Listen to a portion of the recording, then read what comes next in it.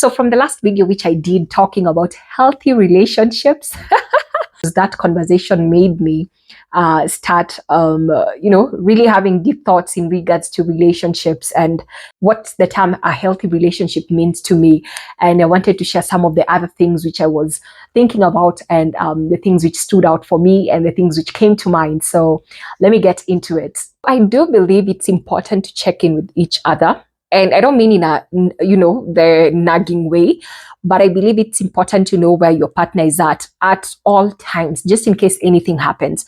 So I'd say it's important to let them know where you are, not because you must tell them, or because if you don't, it's going to be an issue, but because you are accountable to them. You want them to have peace of mind and to feel safe, to feel relaxed, because they're not thinking, oh, where is she? Where is he? What is he doing? Is he okay? Is something wrong? Could something have happened on the way? Have they gotten an accident? I believe sometimes they're letting your partner know where you are at all times, just even by just dropping a text. Hi, babe, I'm here doing XYZ. Hey, babe, I'm going here, I'm doing this. Just letting them know your movement, because things happen. And in case anything happens, they'll be able to know where to trace you or to find you or where to even start, because you told them where you are at. I'm saying this not from a place of, the way some people are very controlling and they always want to know where you are at with who doing what. What time are you leaving there? What time should you be getting home? And all of that. There are people who are very manipulative and controlling. I'm not talking about that. I'm just talking about the out of respect, I'm telling you where I'm at, what I'm doing, with whom I'm with, and what time I might be here. And if I extend the time, I'm going to let you know as well, so that you're not concerned or worried about me. I believe that's important, especially if you want to be in a healthy relationship. Not ila ati mtu alienda, juu alienda wapi, akona kina nani, anafanya nini. And these things you just come maybe to see online. Maybe a mutual friend posted something and that's how you're getting to see. Or maybe you're somewhere, someone calls you and they tell you, oh, your nanny is here, I'm seeing them here, they're doing XYZ, yet you have no idea. I think the worst thing is being in a relationship with someone and you have no idea what is going on in their life and what they're doing. And all the time you don't even know what to expect. I can imagine the anxiety, and I believe that is not fair.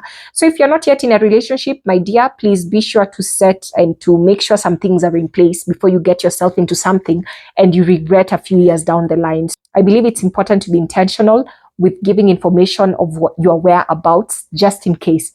And in all honesty, it doesn't take from you. And it's not supposed to be in a controlling manner, but out of I love you and I just want you to know where I'm at and what I'm doing and who I'm with, just in case anything happens. And not even about anything happening, just that mutual trust and mutual just honesty. There are things which we overcomplicate in relationships, but people then again want to lie and just play around with you and do whatever they want to do. I feel like if you're in a committed relationship, there are things which should be non-negotiables and they should just come automatically. Lazimishana. So I believe checking in and just letting them know where you are at, what you're doing, what time you expect to be done. And if you overstay, just letting them know in advance so that they're not worried all the time. So I believe even for healthy relationships to work, there has to be intertwined core values. And why am I saying this? If you're a kind person and you get married to someone who's a mean person, they don't like giving to the needy, they don't like helping people, then again, you put yourself in a situation where you'll most probably have arguments in the name of, I don't agree to that, I don't want to do that. So if you are someone who cares about the less fortunate, it's also important to be with someone who has the same heart, a heart of helping and kindness. Because let's be honest, not everyone is kind, not everyone is generous, not everyone likes to, take their time to do selfless things. Some people just could care less. So you need to know the person you're with and some of their core values. Do they believe in loyalty? Do they believe in honesty? Do they believe in thriving in clarity other than, giving confusion and just going with the flow? I really hate that term. Just go with the flow. We figure out things as we are going. Where are we going to begin with? So I'd say it's important to have core values. Do you respect other people regardless of their status, their financial capability, the connections they have, the network they have? Do you respect everyone the same way? Because, it's just a decent act for someone to be respectful. Something else which is very important, your religious beliefs, your spirituality. I believe it's important to be on the same wavelength. in some capacity. Unaweza kuwa kidogo you are ahead of them spiritually and all of that, but then again you need to be in the same wavelength. Do you subscribe to the same beliefs? Is it God? Is it Jesus? Is it the other gods? I've come to realize a lot of times who you pick highly influences your spiritual journey. So if you pick someone who's drawing you away from your faith, then again, you're picking out of flesh, because I don't believe God will ever bring anyone to you, to your life, who's going to draw you away from him. I don't think that is what God is going to do. So I think being intentional with, that space of, having the same core beliefs, and also in terms of, do you want to have children? Don't you want to have children? How many children do you want to have? Just some of those basic things. Or sometimes you get into something with someone and then again, they're like, I never want to have kids. And for you, you want to have children. So a few years down the line, yes, you love each other, but then again, you resent each other because of the denial of something you desired to have. But then again, how do you desire to have something with someone who doesn't want to have the same thing? So one has to give. I believe these are important things to consider at the beginning of the relationship or the dating phase. What are some of the core values that you have? What do you consider your greatest achievement? Is it having a thriving relationship and a happy family, where you're able to provide and all of that? Or is it just doing whatever you want to do and the freedom that you get to do whatever you want to do?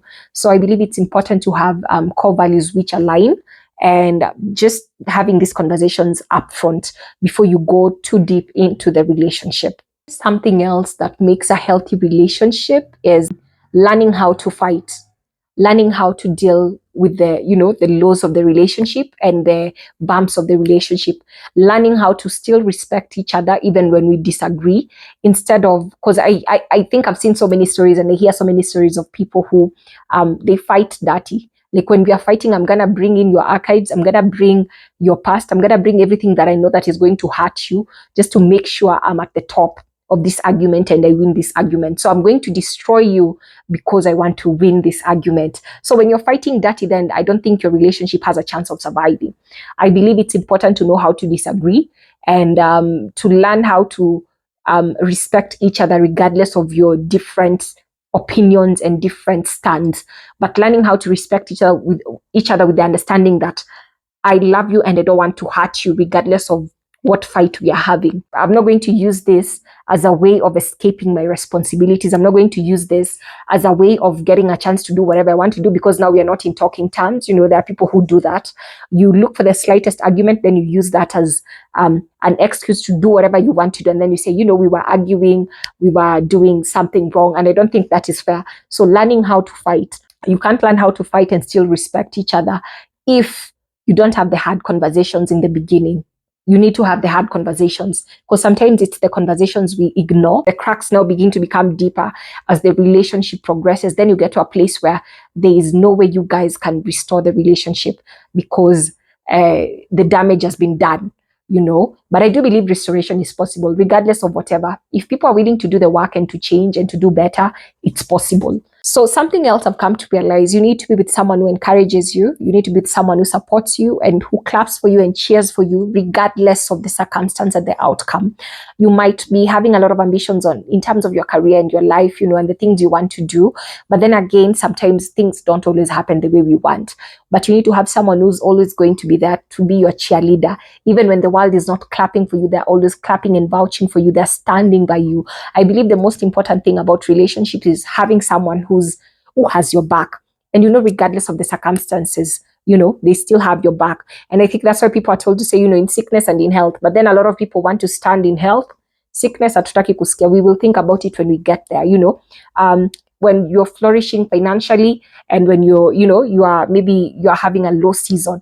A lot of people want to flourish financially, but they can't stand when there are low seasons. So also understanding the person that you pick, you're not just picking them because of the good times, but also are they people who are going to stand by you when you're going through, those dark seasons, the dark moments when you are doubting yourself, when you're confused about your life and things which you're trying to do and things are not moving. Are they going to be there when you're at your lowest? Because, sometimes life happens, you get episodes of depression. Sometimes you feel so low, you get suicidal. Are they going to stand by you, or can they only accommodate you when you're good and things are okay? Do they have the capacity to be with you even at your lowest. So I feel like something else that is very important is being able to communicate your love language. It's important to communicate how you want to be loved. Some people, it's, the spending of quality time. Some people is, I like gifts, I like being surprised, I like going to places. Some people is, I like nice text. Some people like being affirmed by their partner. And some people love words, and some people are like, all about action. And some people have all these things together. I do like surprises, I do like quality time, I do like touch. Just being able to learn your partner's language of love. And sometimes people can tell you it's not even about even the languages which everyone communicates about, but sometimes it's you hearing them. They feel most loved when they know you hear them when they're talking to you. They feel most loved when everything is going wrong and they know they can trust you. They can come and cry and break down and you have their back, and you'll encourage them and still stand by them, regardless of the circumstance. But I believe it's important to have these conversations if you're considering getting married and if you're intentional about the relationship you're in.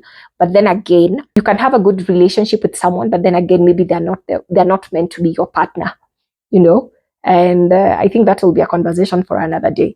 All said and done, I believe we can have healthy and thriving relationships, but we have to be willing to do the work.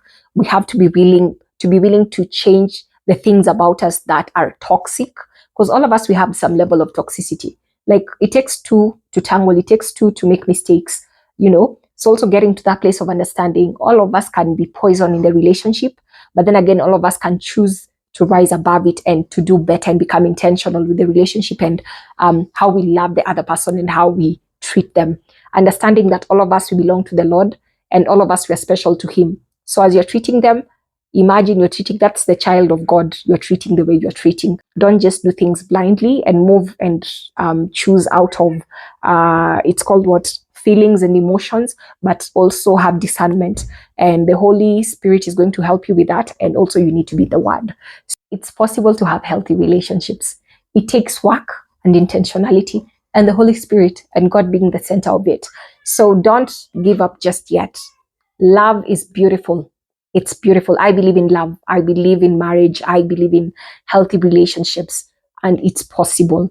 So if you're going through a heartbreak and you're feeling some type of way, please don't give up just yet. It's possible to be in love and to be in a healthy relationship, a thriving relationship. So I'll see you guys in the next video.